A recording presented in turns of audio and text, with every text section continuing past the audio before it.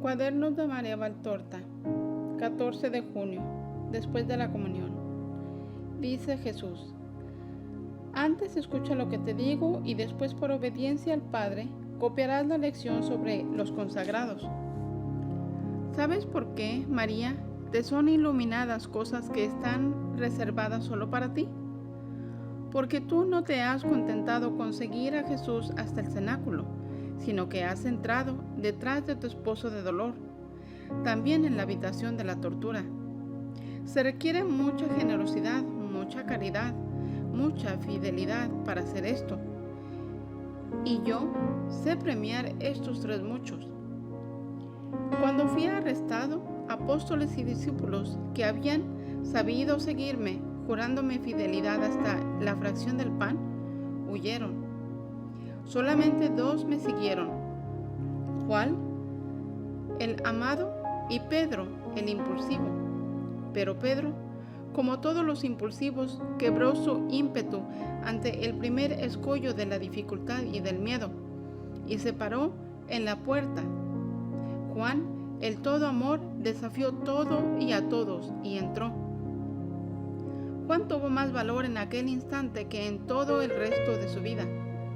Después, durante el largo apostolado, estaba corroborado por el Espíritu Santo y ayudado en los primeros años por mi madre, maestra de fortaleza y de apostolado. Además, había sido afianzado en la fe de mi resurrección por los primeros milagros, por ver propagarse cada vez más mi doctrina. Pero aquella noche estaba solo. Tenía contra sí una muchedumbre embrutecida. Satanás susurraba sus dudas para arrastrar a las demás, especialmente a los fieles, a la duda, que es el primer paso de la negación. Tenía en contra el miedo de su carne, que sentía el peligro del maestro y que sentía desbordarse el mismo peligro sobre sus seguidores. Pero Juan, amor y pureza, permaneció y entró detrás de su maestro, de su esposo, de su rey. Rey de dolor, esposo de dolor, maestro de dolor. Hasta que un alma no acepta ser admitida en el secreto del dolor que yo, Cristo, he saboreado hasta el fondo, no puede pretender conocer a fondo mi doctrina, ni tener luces que sobresalgan de las pequeñas luces concedidas a todos. Yo emano de mi frente coronada de espinas, de mis manos traspasadas, de mis pies horadados, de mi pecho desgarrado, rayos de luz especial. Pero estos van a quienes se unen a mis llagas y a mi dolor, y encuentran el dolor y las llagas más hermosas que cualquier otra cosa creada. La estigmatización no es siempre cruenta, pero cada alma enamorada de mí hasta el punto de seguirme en la tortura y en la muerte que es vida, lleva mis estigmas en su corazón, en su mente. Mis rayos son armas que hieren y luces que iluminan. Son gracia que entra y vivifica, son gracias que instruye y eleva. Por mi benignidad doy a todos, pero doy infinitamente a quien se da totalmente a mí. Y cree, en verdad, que si las obras de los justos están escritas en el gran libro que será abierto el último día, las obras de mis amantes hasta el holocausto, las obras de las víctimas voluntarias, a semejanza mía, para la redención de los hermanos, están escritas en mi corazón y nunca, por los siglos de los siglos, serán canceladas. El que tú no puedas explicar cómo ocurre el fenómeno de ver algunas cosas especiales reservadas solo para ti, muy iluminadas, es natural.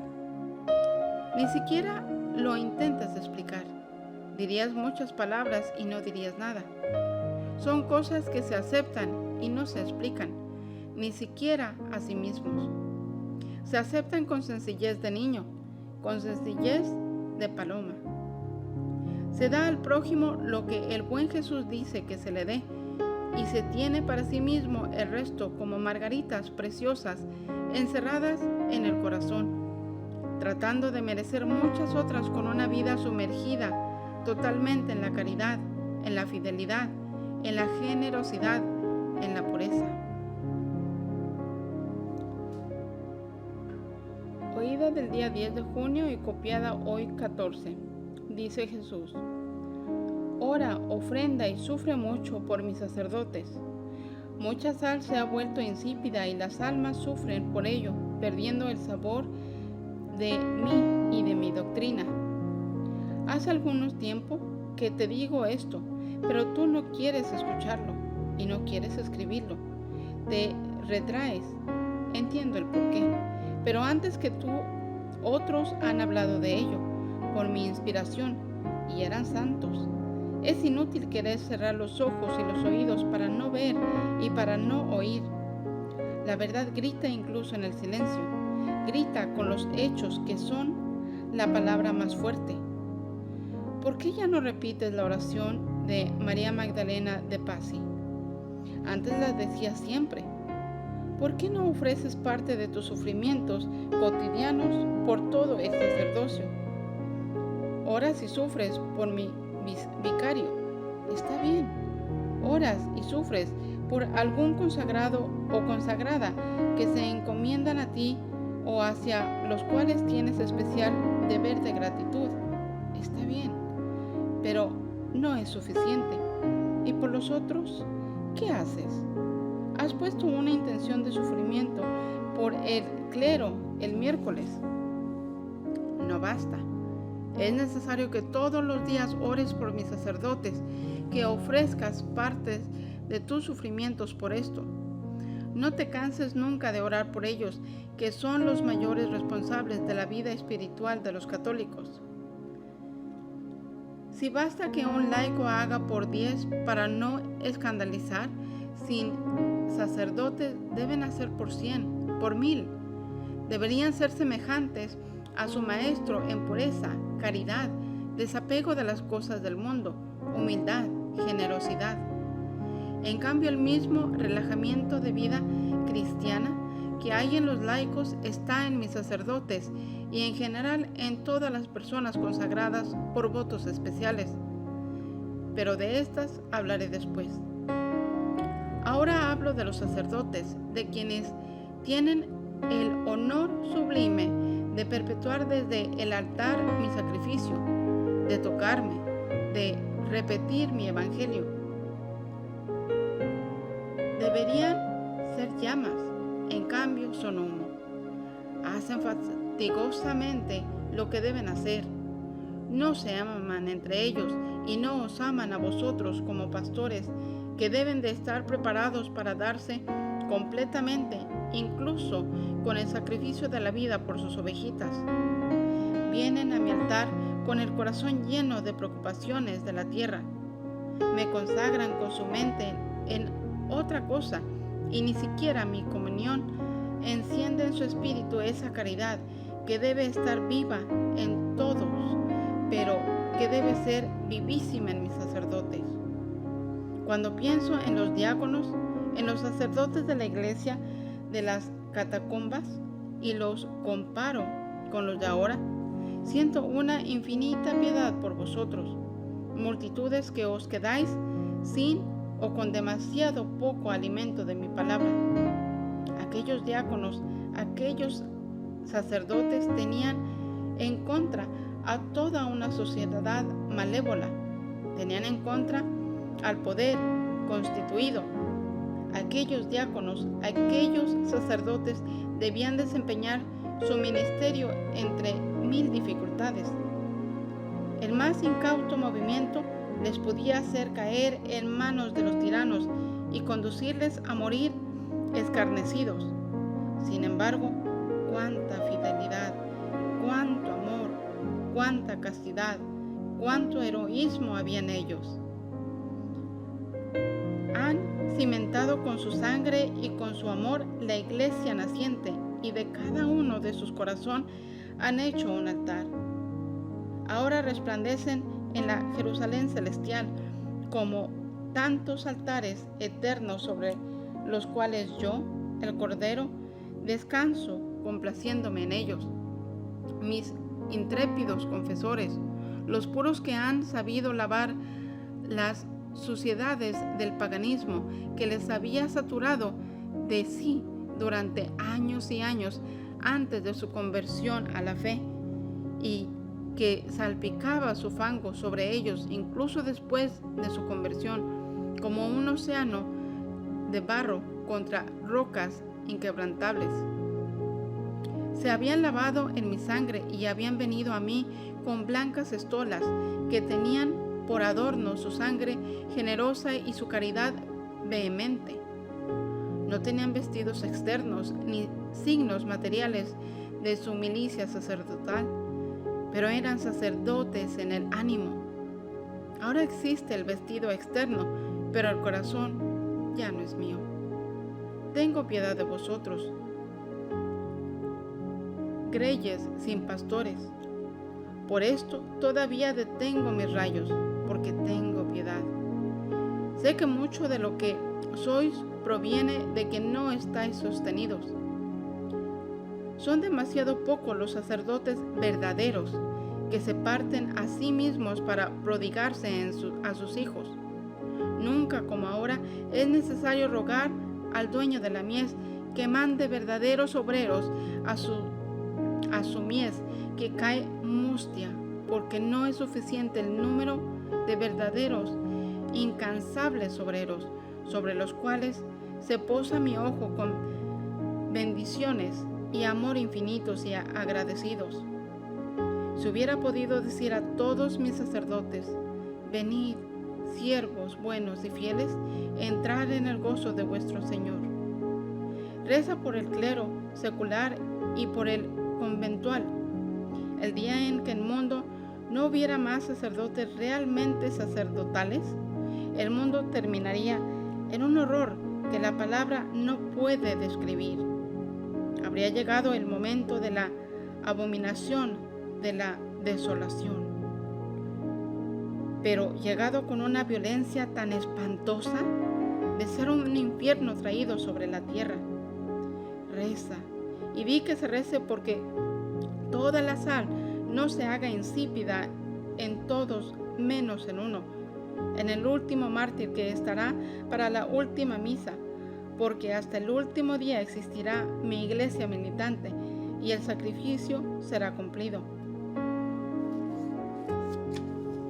¿Cuántos más verdaderos sacerdotes existan en el mundo cuando se haya cumplido los tiempos? Menos largo y cruel será el tiempo del anticristo y las últimas convulsiones de la raza humana, porque los justos, de los que hablo cuando predigo el fin del mundo, son los verdaderos sacerdotes, los verdaderos consagrados en los conventos esparcidos sobre la tierra, las almas víctimas, hilera desconocida de mártires que solo mi ojo conoce, mientras que el mundo no les ve, y quienes actúan con verdadera pureza de fe. Pero estos últimos son, aún sin que en ellos lo sepan, consagrados y víctimas. 15 de junio. Dice Jesús: es natural que el demonio trate de turbarte. Ya no puede hacerlo sobre la carne, y por eso trata de turbar tu espíritu. Él cumple con su trabajo, esto es, intenta desanimar a las almas, asustarlas, hacerlas titubear. Generalmente trata de hacerlas pecar para separarlas de mí. Cuando no lo logra, porque el alma está bien vigilante y la acechanza no entra, entonces intenta asustarla y meterle pensamientos aparentemente buenos, pero que en realidad son nocivos. ¿Ves, María? Entre el pensamiento yo seré santa y el pensamiento es imposible que yo llegue a ser santa, el más peligroso y el más contrario a mí es el segundo. El primero no es acto de soberbia, si está corroborado por todos los esfuerzos de la voluntad para alcanzar la santidad. Yo he dicho: sed perfectos como mi Padre. Diciendo así, no os he hecho una simple exhortación, sino que os he dado un dulce mandato, dándoos la medida de la perfección, la de Dios, el perfectísimo. Porque yo os hubiera querido a todos perfectos, para teneros a todos a mi alrededor para siempre. El alma debe, por ello, aspirar a la santidad, decir a sí misma: quiero llegar a ser santa, sin titubeos, sin flaquezas. ¿Reconocéis que sois débiles? Pero yo sé mejor que vosotros que sois débiles, y sin embargo os he dicho: sed perfectos, porque sé que si lo queréis con mi ayuda, podéis ser perfectos, es decir, santos. Esto el maligno no lo quiere, sabe bien, porque es inteligentísimo, que cuando un alma ha dado el primer paso en el camino de la santidad, ha saboreado el primer bocado de la santidad, cuyo sabor es inefable, se hace añorante de santidad y para él está perdida. Entonces crea pensamientos de falsa modestia y de desconfianza. No es posible que yo merezca el paraíso, por cuanto Dios sea bueno. ¿Es posible que me pueda perdonar y ayudar? ¿Es posible que yo incluso con su ayuda lo pueda contentar? No sirvo para nada. O también silba sus insinuaciones. ¿Pero te crees que tú puedas llegar a ser santa? Lo que experimentas, sientes, ves, son ilusiones de una mente enferma. Es tu soberbia quien te hace pensar: ¿tú, santa? ¿Pero no recuerdas esto y esto? ¿Y no recuerdas lo que ha dicho Cristo? Tú, pensando así, cometes un nuevo pecado, el mío. Piensas ser semejante a Dios. Déjalo silbar. No merece respuesta. Lo que experimentas es de Dios. Lo que piensas es mi deseo, que se repercute en ti. Por eso es algo santo. Te he dicho cuál es mi signo. Es la paz. Cuando en ti sientes paz, es señal de que lo que experimentas, sientas, ves, piensas, es cosa de Dios. Continúa sin titubear. Yo estoy contigo. Cuando nuestro enemigo trata de fastidiarte demasiado, di: Dios te salve María, Madre de Jesús, me confío a ti. El demonio tiene todavía más aversión del nombre de María que de mi nombre y de mi cruz. No lo logra, pero trata de dañarme en mis fieles de mil maneras. Pero solamente el eco del nombre de María le hace huir. Si el mundo supiera llamar a María, estaría salvado. Por tanto, invocar nuestros dos nombres juntos es algo poderoso para hacer caer rotas todas las armas que Satanás lanza contra un corazón que es mío. Por sí solas las almas son todas nada, debilidad, pero el alma en gracia ya no está sola, está con Dios. Por eso, cuando el otro te turbe con reflexiones de falsa modestia o de temor, siempre debes pensar: no soy yo quien piensa ser santa, sino que es Jesús quien quiere que yo lo sea. Somos nosotros, Jesús y yo, Dios y yo, quienes queremos que esto suceda para su gloria. ¿Acaso no he dicho yo: cuando dos están reunidos juntos para orar, el Padre les concederá lo que pidan? Pero ¿qué será cuando uno de los dos es el mismo Jesús? Entonces el Padre concederá la gracia lo solicitada con medida plena, rebosante, abundante, porque el Hijo es poderoso en el Padre y todas las cosas están hechas en nombre del Hijo. Dice Jesús: en la lección sobre los sacerdotes he dicho que te habría hecho reflexionar sobre las necesidades de las personas consagradas con votos especiales. pero que no son sacerdotes, es decir, las vírgenes encerradas en los monasterios y conventos esparcidos por todo el mundo. En la mente de los fundadores, estos lugares deberían de haber sido tantas casas de Betania en las que yo, cansado, disgustado, ofendido, perseguido, pudiera encontrar amparo y amor. Y habría debido ser siempre en la mente de los fundadores tantas cimas donde, en soledad y en oración, las almas puras habrían continuado orando por los habitantes del mundo que luchan y generalmente no rezan. Castidad no solo de la carne, sino del pensamiento y del alma.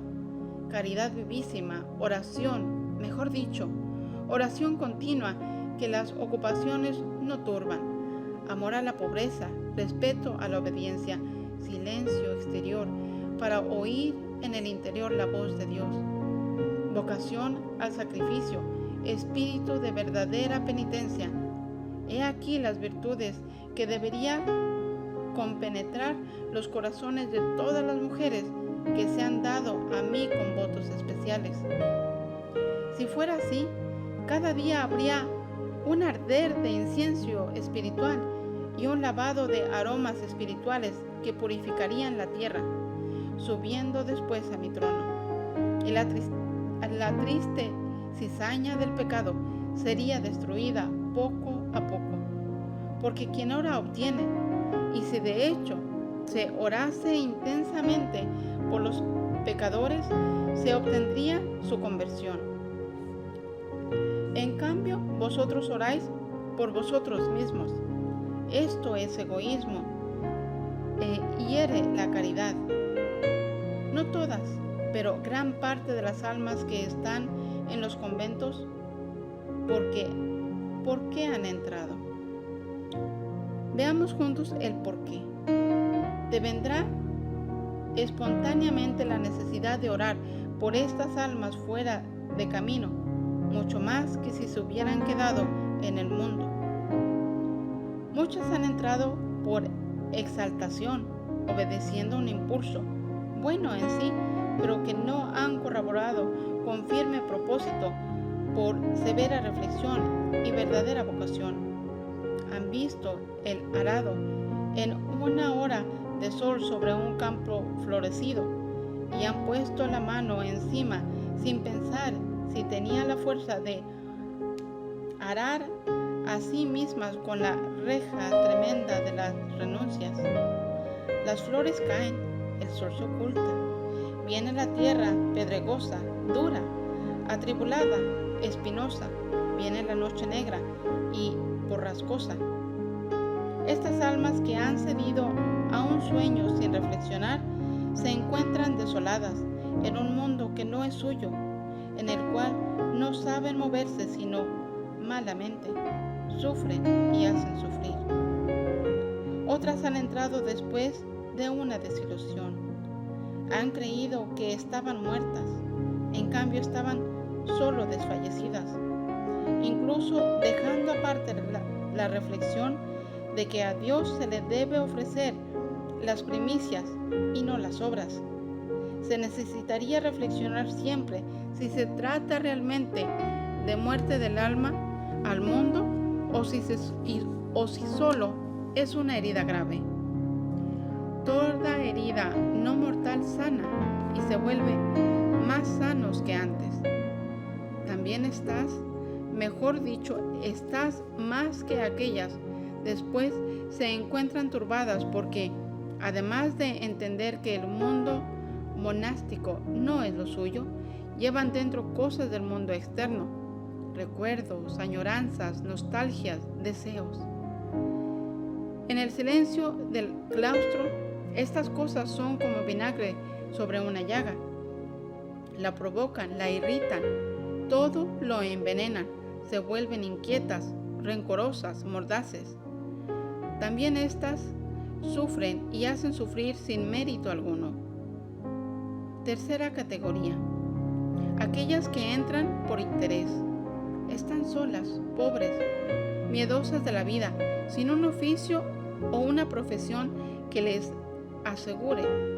Se retiran, toman la casa de Dios por un albergue seguro donde hay una cama y una mesa. Se aseguran el mañana. Pero de Dios nadie se burla y no se le engaña. Dios ve en el fondo de los corazones. ¿Qué pensará Dios de estas? En fin, están las almas que se dan a Dios con pureza de sentimiento y verdadera vocación. Estas son las perlas, pero son pocas respecto de las otras. También estas pueden estropearse y enfermarse. También las perlas se enferman.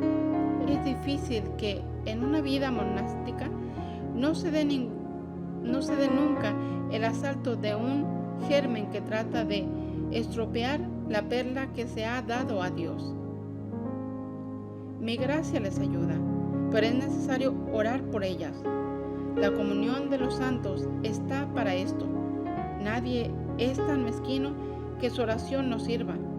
Dios, atraído por una oración que sube del mundo, puede bajar como fuerza en el corazón de una esposa mía que vacila en un convento. La humanidad no muere en el ser humano cuando atraviesa el umbral de un monasterio. La humanidad no muere nunca. Ella entra, desgraciadamente, dentro de los sagrados muros y me echa a mí. Ella crea las pequeñeces, los rencores, los celos impulsivos, disipa, estorba, enfría. Es cierto que hace aumentar en céntuplo la santidad de las santas, pero no es suficiente. Orar, orar, orar por mis esposas. Que las ilusas, las desilusionadas, las interesadas comprendan y sepan añadir la cruz de su error a las demás de la vida conventual para hacerse el nuevo peldaño en la escalera que sube hasta el cielo. Es inútil ser ramos de flores puestos sobre un altar si esas flores permanecen humanas. Yo quiero flores espirituales. ¿Sabes qué diferencia hay entre un alma que vive en lo humano y un alma que vive en lo espiritual? Tú tienes tantas flores en la habitación y sientes mucho perfume, pero ¿confiesas que todas esas rosas, claveles, lirios, jazmines, no te dan ni siquiera el más lejano parecido con el perfume que sientes a veces y que viene de reinos sobrenaturales? Aquel es perfume de cielo y este de tus flores, perfume de tierra. Lo mismo es para las almas. Aquellas verdaderamente místicas emanan un perfume celestial, las otras un perfume humano. Este puede ser admirado por el mundo, pero yo no lo aprecio. Yo quiero que mis conventos sean invernaderos de cielo, donde caen como hojas muertas las preocupaciones humanas, las soberbias, las envidias, las críticas, los egoísmos, las falsedades. Es inútil observar la regla hacia el exterior si el interior está manchado por venenos humanos. La oración no sube cuando hay un lastre de humanidad colgado en las alas y la oración no puede desarrollarse. La oración no se propaga sobre la tierra para salvar a los pecadores y no sube para consolarme si se ha hecho espesa por mucho fango humano. Entonces es inútil consagrarse a mí si el sacrificio de la libertad no debe dar el fruto para el cual son ideados ciertos sacrificios. Todo muere cuando falta la caridad, sobre todo esta, porque mi caridad vuelve puros, buenos, desapegados de todo lo que no es Dios, amantes de la cruz y de las cruces, porque la caridad hacia el prójimo hace pacientes, dulces, generosos. El mundo puede ser ayudado por las vírgenes, pero las vírgenes deben ser ayudadas por las víctimas.